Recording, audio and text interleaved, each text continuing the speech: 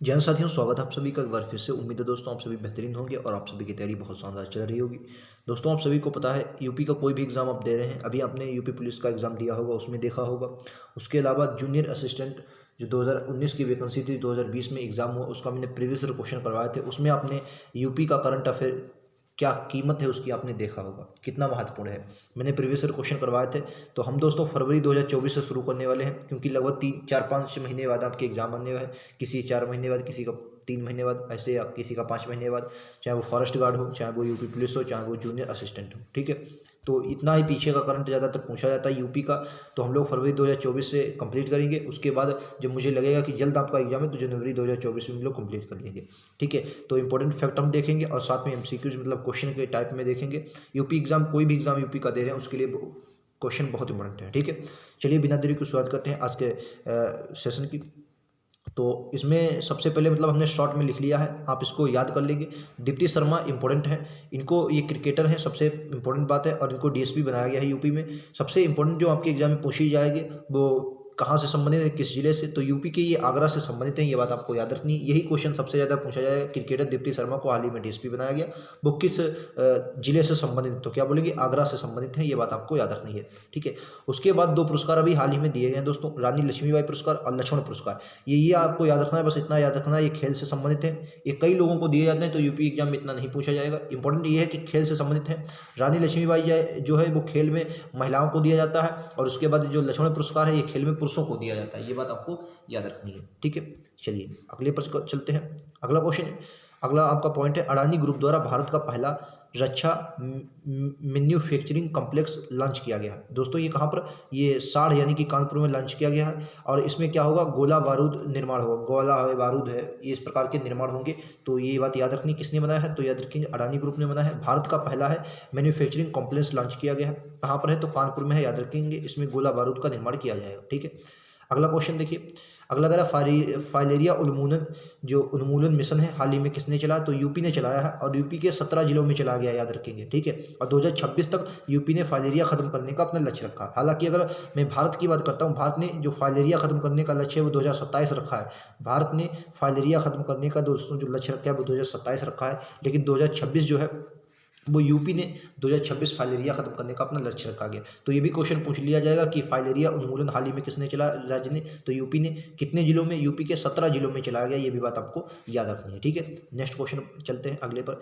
कह रहा कन्या सुमंगला योजना में अनुदान में वृद्धि की गई। दोस्तों कन्या सुमंगला योजना सबसे पहले कब की थी, तो ये अप्रैल 2019 में शुरू की गई थी। और आप उठाकर देखिए 2019 का जूनियर असिस्टेंट, मेरी मत मानिए, 2019 मैंने आपको करवाया है प्रीवियस, 2019 का जूनियर असिस्टेंट देखिए जाके, उसमें ये क्वेश्चन पूछा कि कन्या सुमंगला योजना की शुरुआत कब हुई, ठीक है। उसमें ये सीधा क्वेश्चन पूछा गया, ठीक है, उसी से संबंधित क्वेश्चन आया कन्या सुमंगला योजना से। ये नहीं पूछा कि शुरुआत कब हुई, मतलब उससे संबंधित क्वेश्चन है कन्या सुमंगला से, ठीक है। तो दोस्तों ऐसा हुआ है, अप्रैल 2019 में ये योजना शुरू की गई है। ये योजना सबसे इंपॉर्टेंट बात ये है, कौन चलाता है, तो महिला कल्याण विभाग चलाता है, उत्तर प्रदेश राज्य का महिला कल्याण विभाग चलाता है, ये भी बात आपको याद रखनी है। पहले जो था इसमें वार्षिक 15,000 रुपये दिए जाते थे अनुदान के रूप में, लेकिन अब अप्रैल 2024 से इसमें 25,000 रुपये दिए जाएंगे, समझे।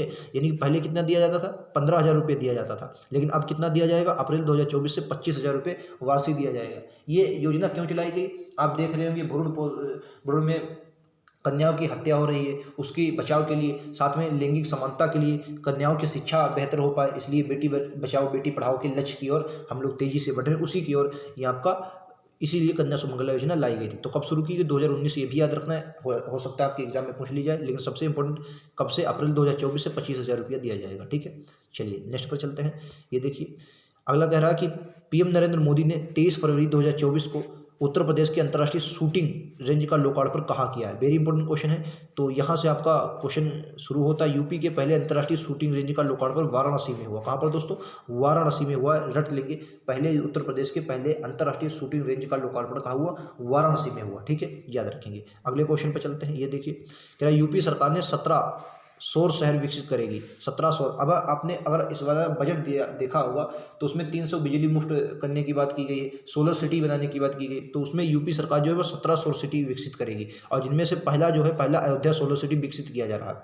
सबसे इंपॉर्टेंट है, अयोध्या आपके एग्जाम में पूछ लिया जाएगा कि पहला क्वेश्चन ये नहीं पूछा जाएगा कि 17 सोलर विकसित करेगी, क्वेश्चन ये पूछा है उत्तर प्रदेश सरकार सबसे पहली कौन सी सोलर सिटी विकसित कर रही है, तो क्या बोलेंगे अयोध्या सोलर सिटी विकसित कर रही है यूपी सरकार, ठीक है। और वैसे लक्ष्य इसका कितना, 17 शहरों को ये विकसित करेगी, लेकिन अयोध्या पहला है, ठीक है, याद रखेंगे। अगला क्वेश्चन है कि उत्तर प्रदेश में कहाँ मोदी जी ने श्री कालकी धाम मंदिर का शिलान्यास किया, वेरी इंपॉर्टेंट है ये। संभल आपने जिला सुना होगा, संभल में श्री कालकी धाम मंदिर का शिलान्यास किया है, वेरी इंपॉर्टेंट है, श्री कालकी धाम मंदिर। आपको रट लेना, श्री कालकी धाम मंदिर का शिलान्यास कहाँ किया, संभल में किया, ठीक है। चलिए अगले पर चलते हैं।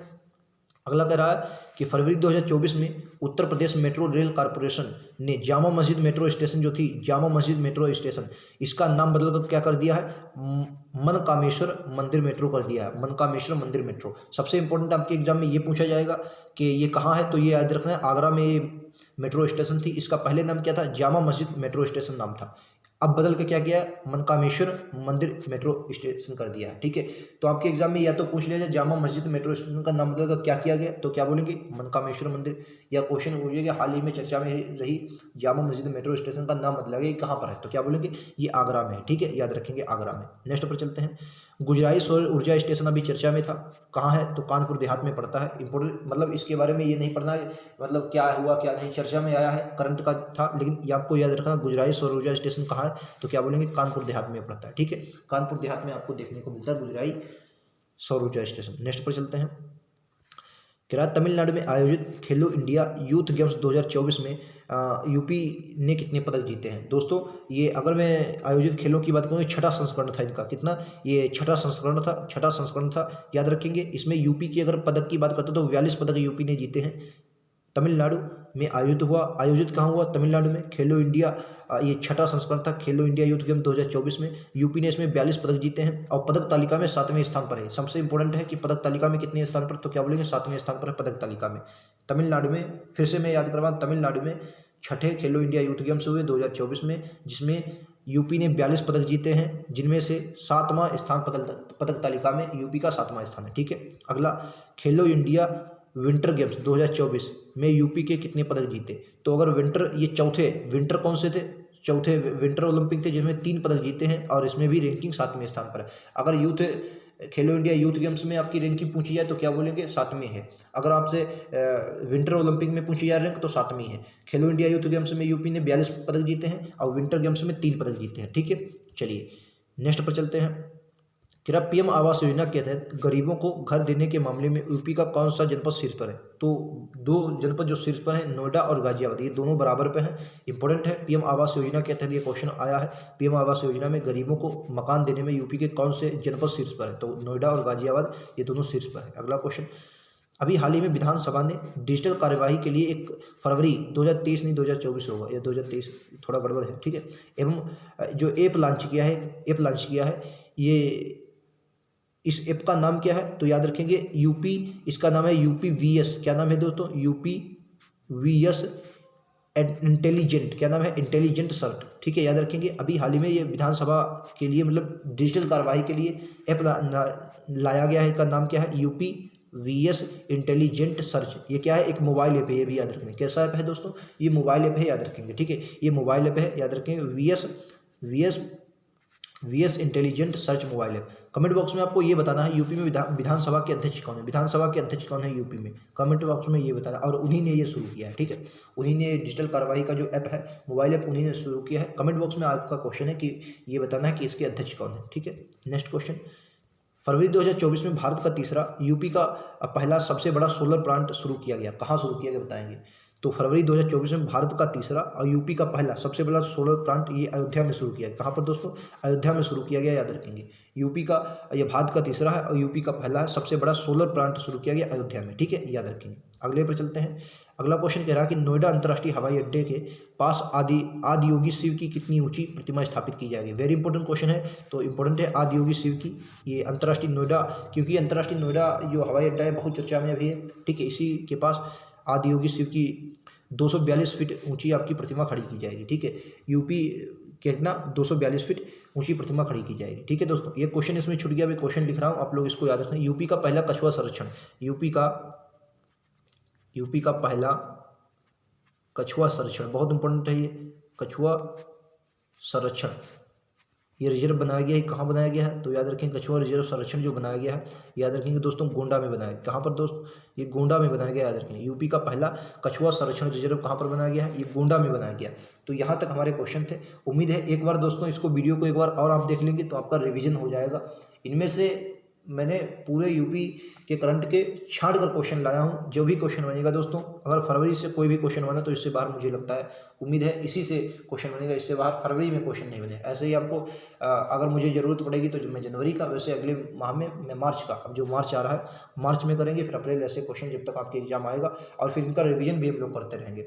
फिलहाल फरवरी में ये आपको करंट कैसे लगी कमेंट बॉक्स में ज़रूर बताएं। ये सीरीज आपको लगातार मिलती रहेगी। यूपी की करंट मुझे लगता है बहुत इंपॉर्टेंट थी आपके एग्जाम के लिए, तो कमेंट बॉक्स में आपको ज़रूर बताना है ये आपको कैसे लगी। ठीक है, तो मिलते हैं अगले वीडियो में। आज के लिए दोस्तों इतना ही। Thank you. जय हिंद, जय भारत।